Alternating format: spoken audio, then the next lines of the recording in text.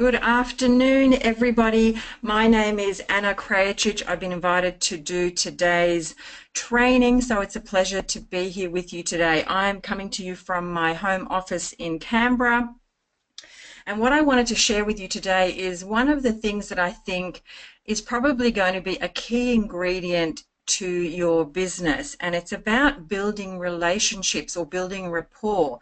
So this is a way that breaks down walls to start conversations with your cold market. Sorry, it's not moving. Okay, sorry. Form. So this is the core rapport methodology. So what is form? So form is finding out or getting to know the person that you're talking to. It's about finding out a person's family and occupation and recreation, and then giving them your message or what it is that how you can help them or what you can offer them. So it's really about listening. Now, a lot of people, especially in our industry, we want to share our information. We're so excited. We know we've got something amazing to offer. But what we really need to do is learn to listen. And not everybody is suitable for our business. So using the core rapport methodology or the form method, it's almost like I consider it like interviewing my prospect, interviewing a person that I bump into in everyday life to see if they're suitable for my business. And then this way, then I can then decide whether I want to offer them the next step or just a friendship perhaps. So what does form do? Form builds relationships. It builds trust. So when you meet a person for the first time, and I'll talk about a method of how you can use the form method, it builds trust because you come across as a genuine person rather than a salesperson who's trying to get something from someone instead of getting to know someone and finding out who that person is. It builds rapport. It also gathers information. It gathers valuable information for you about the person that you're talking to, who they are, what they're looking for in life, what they do. It identifies their needs as well. They can then, through conversation, you will then listen and hear about any sort of pain that they have in their life or any issues that they have in their life. And what we do is then we offer a solution. So it also identifies a person's core beliefs. It shows you who they are and their values, and then that will then help you then to discern whether that person is somebody that you'd like to work with or have a relationship, friendship with, or maybe none of the above. So what's the goal of the form? Okay, so it's to find the sign of the person you are talking to. So you want to find out their strengths, you want to find out their interests, you want to find out their goals and also their needs. You want to identify who that person is and how you can help them. How to Win Friends and Influence People. If you haven't read that book by Dale Carnegie, I suggest you grab that book. Now, that book is probably, I think it's about 50 years old, if not older, and it gives you incredible principles of how to build relationships and how to get people to like you. Now, what we want to do is we want to be more interested than interesting. And here's a little bit of homework for you. I want you to put your listening ears on, and when you're out in an environment, a social environment, listen. Just listen to conversations around you and listen to see whether people are more interested in the person that they're talking to or want to be more interesting. So what you want to do is you want to take the focus off yourself and you focus on the person that you're talking to. And we've all been in those situations where we've been ear bashed by people who are telling us all about themselves, everything like that, even though we might not be prospecting for the business, but it's certainly not very attractive. So take the focus off yourself and you focus on the person that you're talking to. So two of the most unattractive words to a prospect is I and me. We've all heard of those people that just keep talking about, oh, I did this and I this and me this and me that. People don't care about how much you know. They want to know how much you care. So eliminate the I and the me. And it's actually really, it's an fantastic tool and a skill that you can learn, and bring that to your awareness. Focus on when you have conversations with people, how many times do you use I and how many times do you use me? Now, using I and me is helpful when you want to find common ground and a commonality with someone. If they're reading a book, for example, and you approach someone about a book that they're reading in front of you, then you say, wow, that's my favorite subject, or my favorite author as well. So that's finding common ground, but minimize the I and the me. So most of the successful people I've known are the ones who do more listening than talking, because our job is to identify people's needs. Our job is to meet people where they're at and to find out as much as we can about them, to see whether we can offer them something, and whether, the goal is not always to make the sale. The goal is also to make a new friend, to make a new connection, because remember, everybody knows somebody. So the sweetest sound to a person's ears is actually the sound of their own name. Now, I read that in How to Win Friends and Influence People, and I guess I'd really never thought about that. So definitely find that book and read that, because you will be a people magnet if you learn the skills in How to Win Friends and Influence People. So use a person's name. It means that your energy and attention is focused on them. So try in a conversation, use their name 2, 3, possibly 4 times where it's appropriate. Not only does then their name stick in your mind, but it also shows them that your focus and your attention is 100% on them, and having a conversation with them to learn more about who they are as a person. It's about being genuine.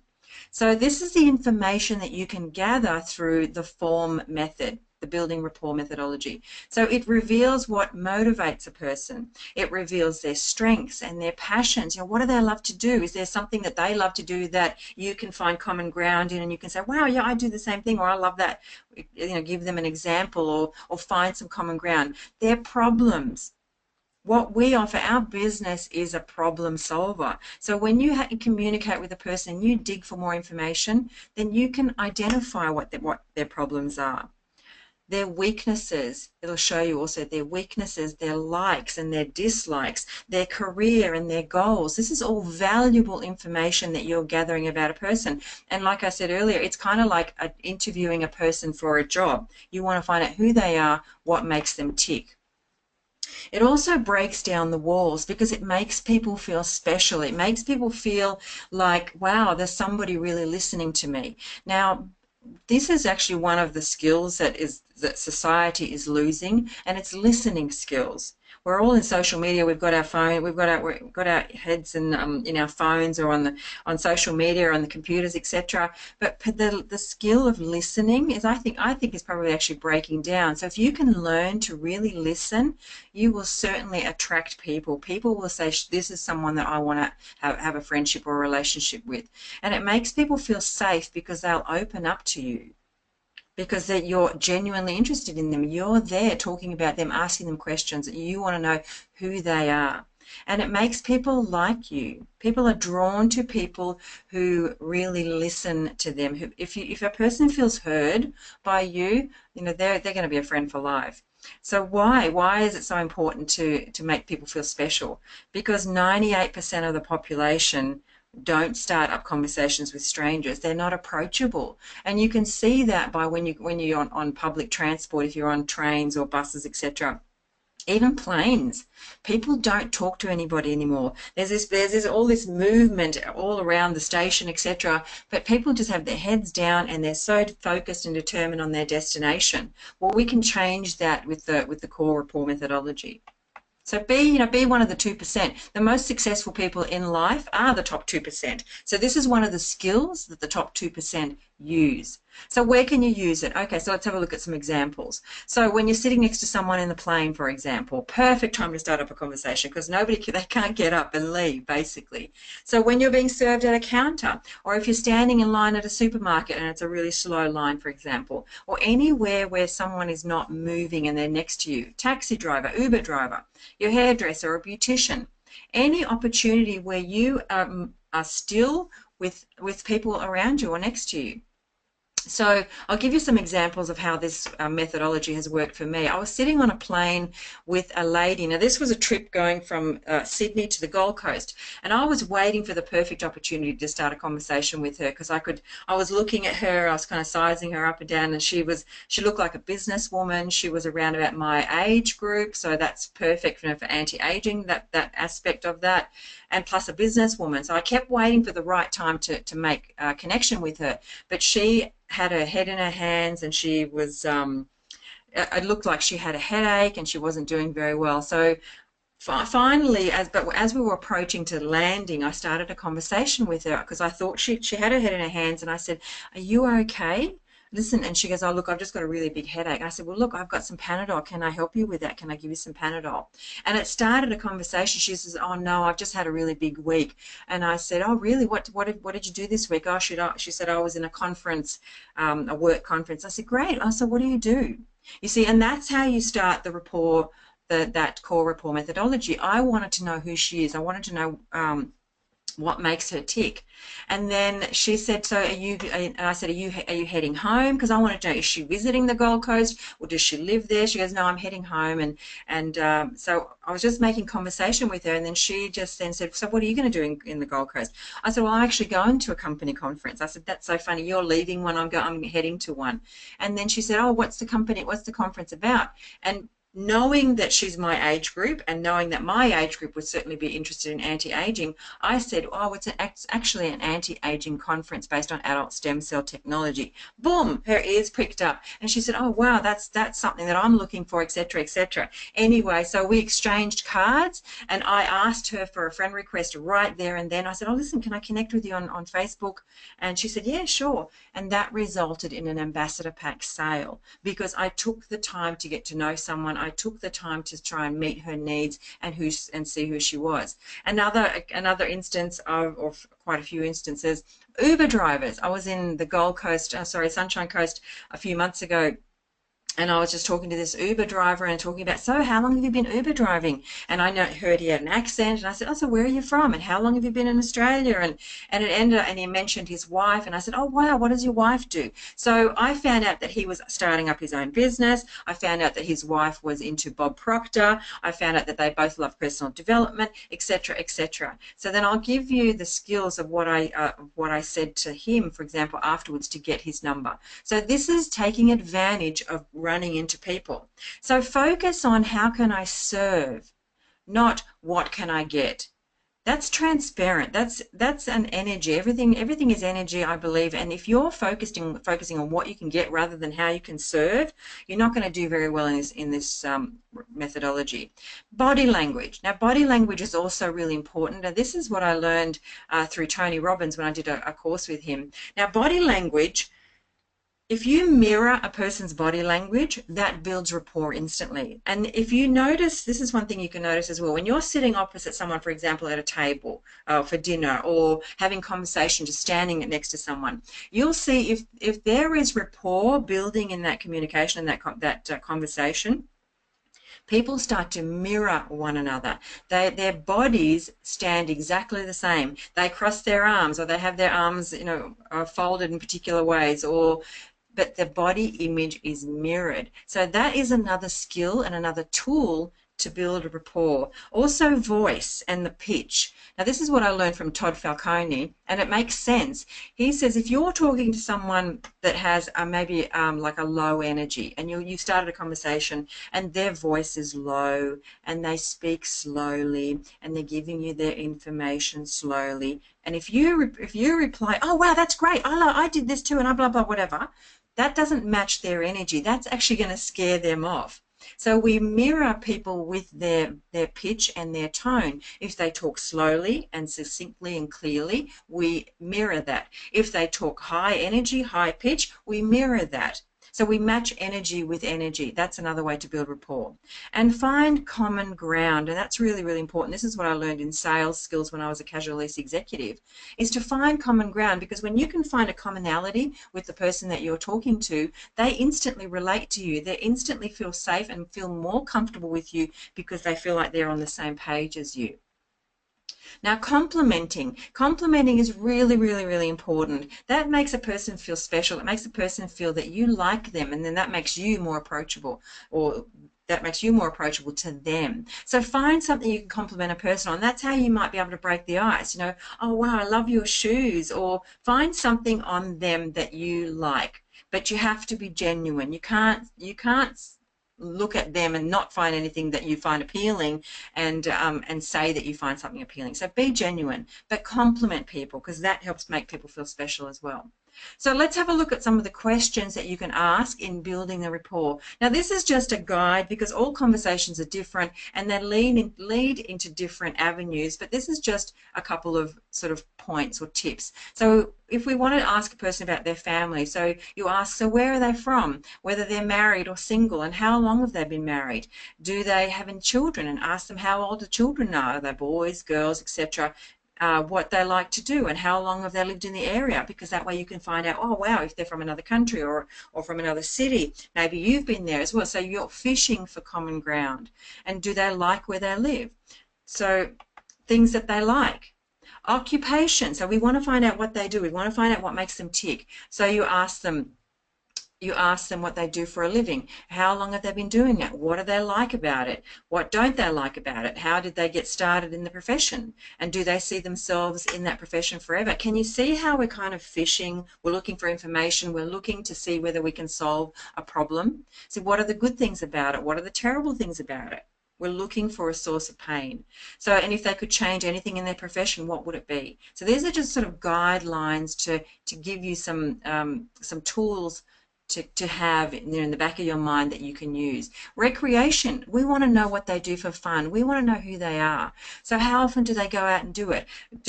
With whom do they like to do it? How did they get interested in that recreational activity that they like to do? Whether it's golfing, basketball, traveling, knitting, or crocheting, painting, singing, or dancing, or anything. What do they do for fun? What do they enjoy doing? And, you know, if you're in the same area, then maybe then you can connect together. Say you both like tennis, or maybe great, then maybe you can get together and have a tennis match, etc. So we're building relationships. So the message.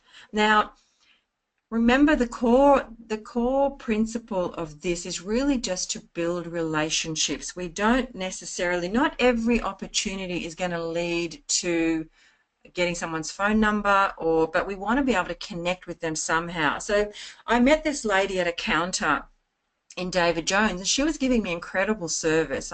She was really helpful, etc. So I just started building that using the form method. So I said, wow, you've given me such amazing service. Thank you so much. How long have you been working here? So she said she's been working here for 6 weeks. I go, wow, so what did you do before you came here? And then so she was telling me her story. She was telling me how she was a real estate agent for 15 years, etc.